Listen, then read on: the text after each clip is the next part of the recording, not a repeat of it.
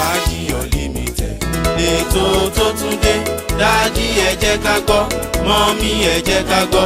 Ṣèyí ọmọ Oyèwálé, Mr. Shemite látọ́kùn ètò Fàájì Unlimited. Bẹ́ẹ̀ ni ètò ń tẹ̀ síwájú. Fàájì Unlimited lètò ní Sàká tẹlifíṣọ̀n, interview àti ìfọ̀rọ̀wérọ̀ pẹ̀lú Alhaji Adérójú ó ń tẹ̀ síwájú lórí ètò. Alhaji ẹ kú kalẹ̀.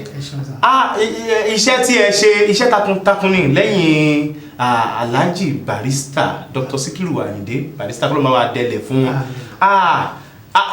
kò sí Barrister at 40 àwọn èèyàn sì ń gbọ́dẹ̀ ní evergreen ni wọ́n fẹ́ káwọn èèyàn kan gbọ́ bí Alhaji ṣe tó lọ́dọ̀ Alhaji Barrister bẹ́ẹ̀ ṣe tó lọ́dọ̀ wọn àti bẹ́ẹ̀ ṣe tóbi tó àti ara iṣẹ́ takuntakun tẹ́ ẹ ti ṣe. Mo fẹ́ ká sáré mú nǹkan kan lókè lọ́hùn káwọn èèyàn wa nílé kan lè gbádùn ẹ̀ ká mi jù sókè lọ́hùn.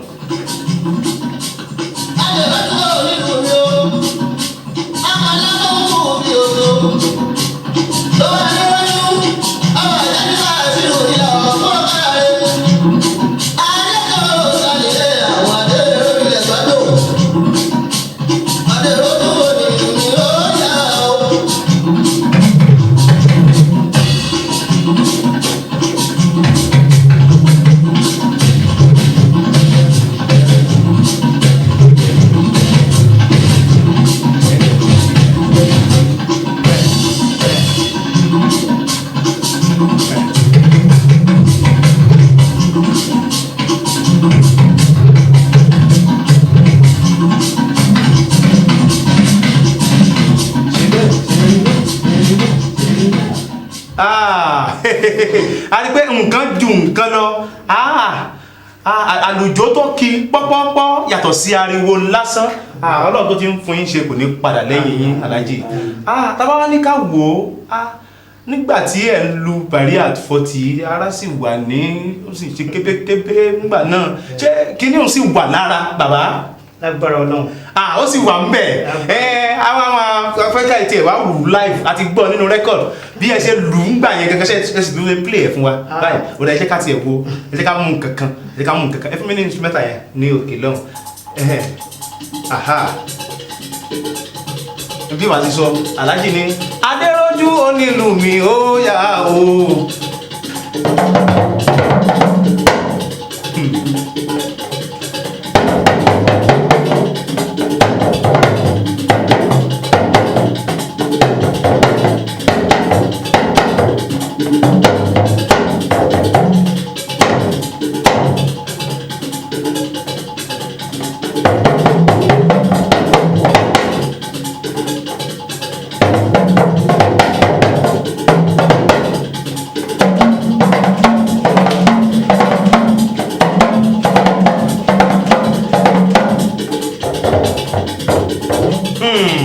Ẹ ṣeun bí gbogbo ẹ̀ bó ṣe ń gúnrégé tó ń bára wọn mu ìlú ń bára wọn mu orin ń bálù mu gbogbo ẹ̀ ó ń ṣẹlẹ̀ ń kẹjọ mo ní kí n tẹ́ lù lẹ́ẹ̀kan lára pé àwa náà létí ìlú díẹ̀ ń gbọ́ àbìdí ẹṣin pátákùn pátákùn. Mo nígbà mo kọ́ mo ní orí mi lọ́kùnrin ó pè mí sísí òun ni mo kọ́kọ́ fi bí. Orí mi lọ́kùnrin ó pè mí sísí. Orí mi lọ́kùnrin ó pè mí sísí Àṣàmú bàbá Adérójú àbìdí ẹṣin pátákùn pátákùn àbìdí ẹṣin bàtàkùn bàtàkùn níbo ni kò dí mi sí ní sọ́hùn.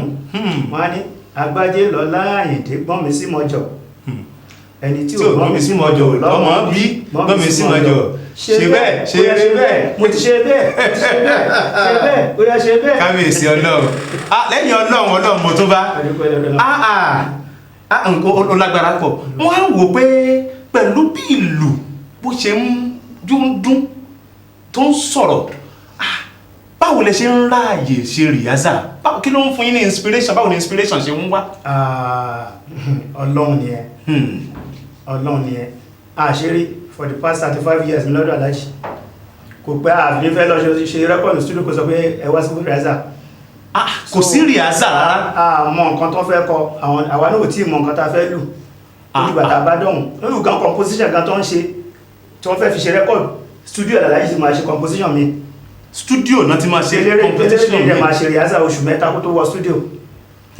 Bẹ́ẹ̀ni abẹ́rọ̀ náà àṣírí so mi lè sọ o bóyá kémi tó wá débẹ̀ o ṣùgbọ́n mo tún gbọ́ nínú ìtàn náà pé wọ́n ń ṣe so ọlọ́run mọ̀ọ́mọ̀ yan Barrister ti àwọn onílù ẹ̀ ó yàn àwọn onílù bẹ́ẹ̀ rẹ́gí wá ṣe rẹ́gí ó wá dàbí pé ní téèyàn bá wá mọ̀ ṣe á wá dàbí idán so orin àti ìlù láìṣe rìhásà gbogbo ẹ̀ wá ń bára mu gbogbo àwọn rẹ́kọ̀dù tí à ń gbọ́ yìí ó lágbára pọ̀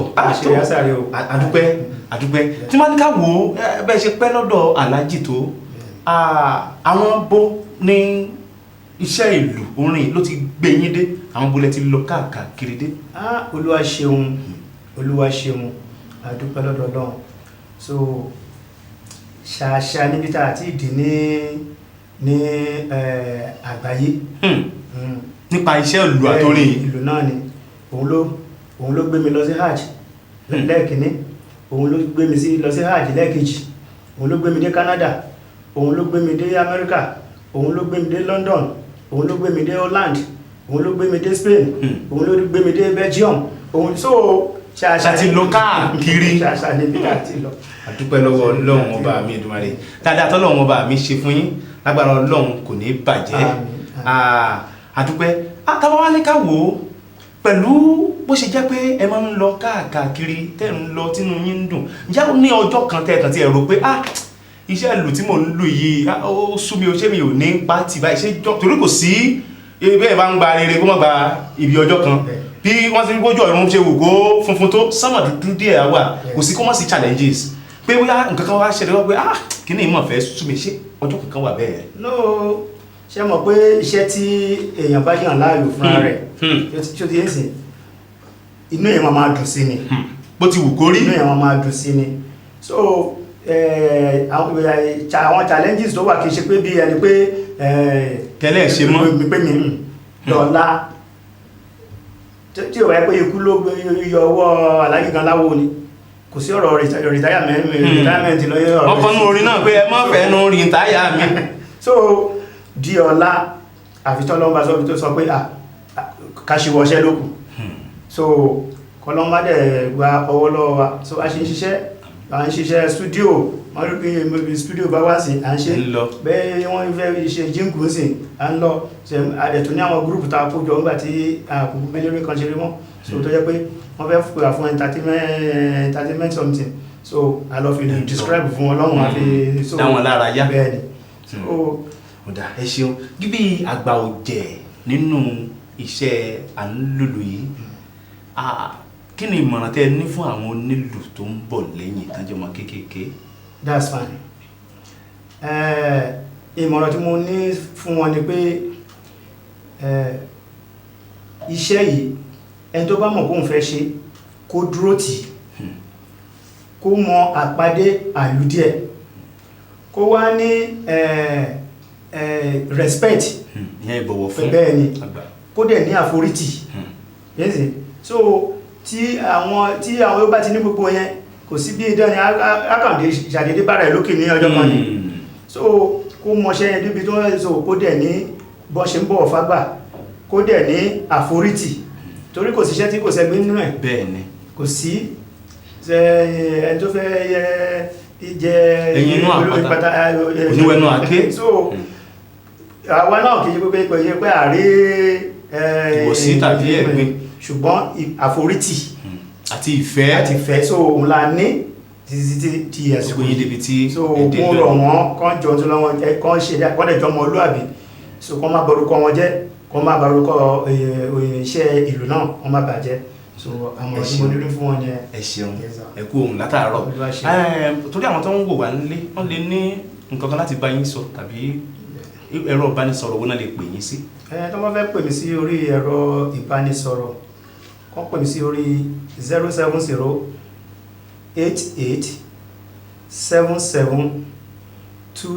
07088772325 lẹ́ẹ̀kan sí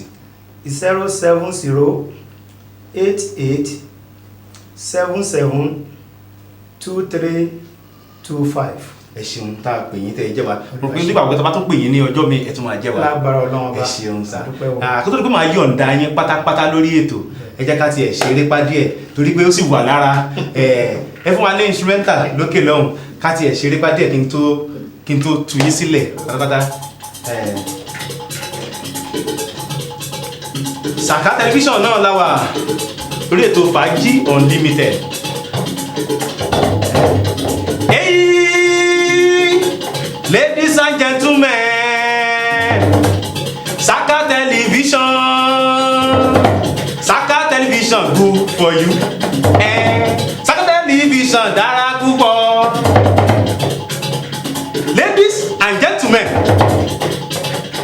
Saka television.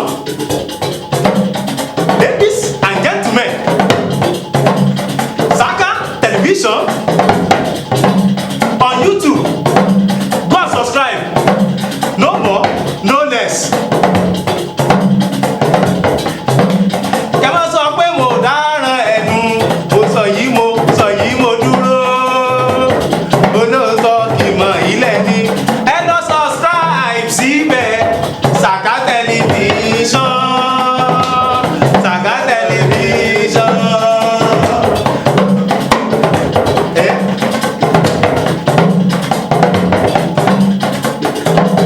Ọmọdé yìí jóbi olóko dùn gbogbo. Ọmọdé yìí jóbi ọlọ́sà mi lẹ́ngbẹ́. Ọmọdé yìí jóbi olóko dùn gbogbo. Ọmọdé yìí jóbi ọlọ́sà mi lẹ́ngbẹ́. Ẹ ṣeun tó ẹ̀yin èèyàn wa tẹ̀ ń kó wa lẹ́ẹ̀kan náà.